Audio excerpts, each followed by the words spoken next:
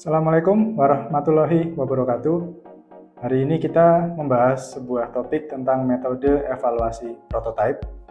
Oke, untuk outline kita pada hari ini adalah kita akan membahas terkait dengan teori evaluate itu sendiri.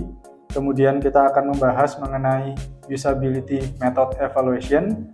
Baru yang terakhir akan ada contoh kasus penerapan metode evaluasi prototipe di dalam proses perancangan interaksi manusia dan komputer. Tahapan evaluate bisa kita gunakan untuk menguji apakah rancangan yang sudah kita buat sebelumnya telah dibuat sesuai dengan permintaan pengguna atau belum. Proses ini tidak dikerjakan hanya satu kali atau satu cycle saja. Kita buat dengan menerapkan beberapa prinsip-prinsip desain yang sudah kita pelajari sebelumnya. Kemudian setelah itu bisa kita wujudkan di dalam sebuah prototype, baik itu prototype low fidelity maupun prototype high fidelity.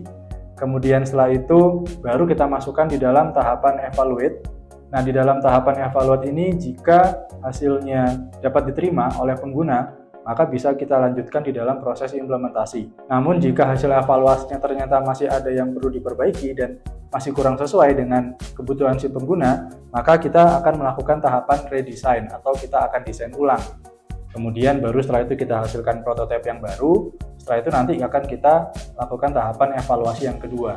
Salah satu metode evaluasi yang bisa kita gunakan untuk mengevaluate suatu prototipe yang kita buat sebelumnya adalah dengan menggunakan usability evaluation. Kalau kita lihat dari pengertiannya, sebuah metode evaluasi usability, dia merupakan suatu metode yang akan menilai tingkat efektivitas, kemudian tingkat efisiensi, dan juga tingkat kepuasan dari suatu sistem yang sudah kita rancang sebelumnya, di mana kita akan melibatkan user yang spesifik untuk proses evaluasi tersebut. Metode evaluasi usability dapat kita bedakan menjadi dua jenis. Yang pertama adalah berdasarkan dari expert analysis, yaitu kita akan melibatkan orang-orang yang ahli di bidangnya.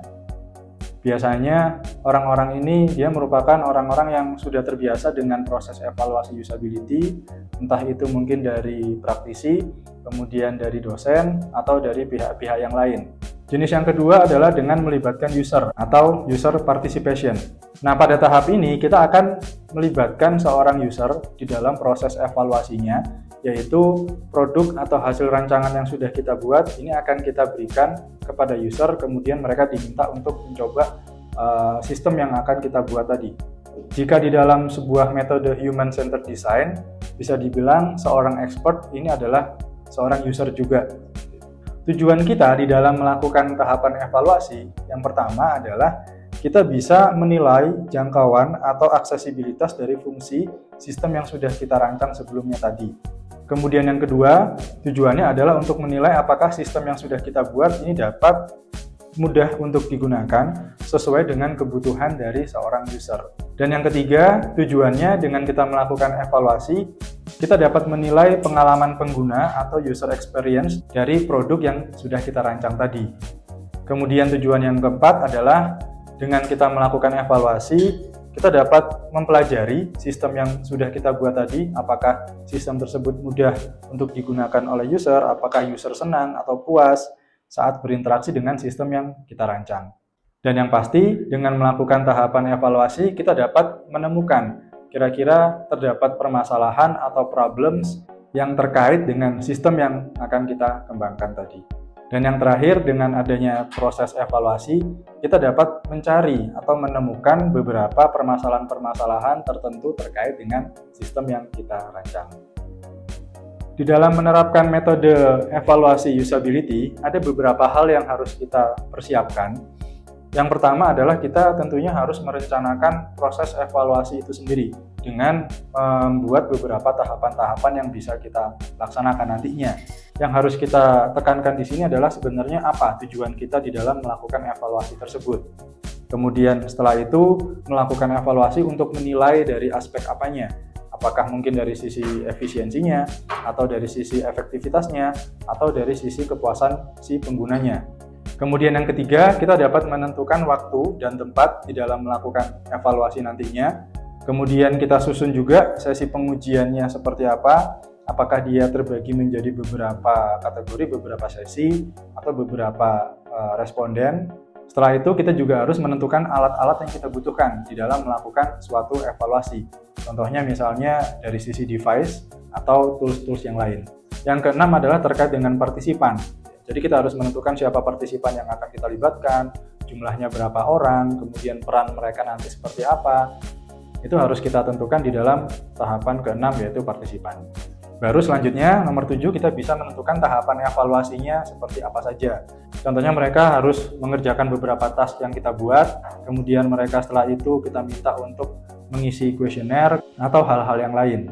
Kemudian yang nomor 8 kita tentukan metode pengukurannya seperti apa, dan yang nomor 9 atau yang terakhir adalah keterlibatan tim di dalam proses evaluate tersebut. Misalnya ada di dalam suatu tim yang dia berperan sebagai penanya, kemudian ada yang berperan sebagai pencatat hasil wawancaranya, atau hal-hal yang lain. Di dalam memilih partisipan, tentunya kita juga harus mempertimbangkan karakteristik dari pengguna.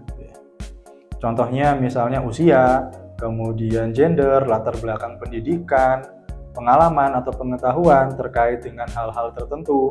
Ini bisa kita sesuaikan dengan karakteristik dari user yang akan kita libatkan nanti. Dan juga yang kedua, kita harus menentukan jumlah partisipan yang akan kita libatkan. Dalam memilih jumlah partisipan, kita bisa menggunakan pendekatan kualitatif maupun kuantitatif. Jika kita memilih dengan menggunakan pendekatan kuantitatif, maka kita harus melibatkan banyak orang di sana. Jika kita memilih untuk menggunakan kualitatif, maka sesuai dengan teori usability dari Nielsen, dengan kita melibatkan 5 orang saja, itu dirasa sudah cukup. Karena untuk hasilnya dia bisa melebihi 80%. Nah, jika kita menggunakan kuantitatif, maka kita tidak bisa melibatkan hanya 5 orang tadi.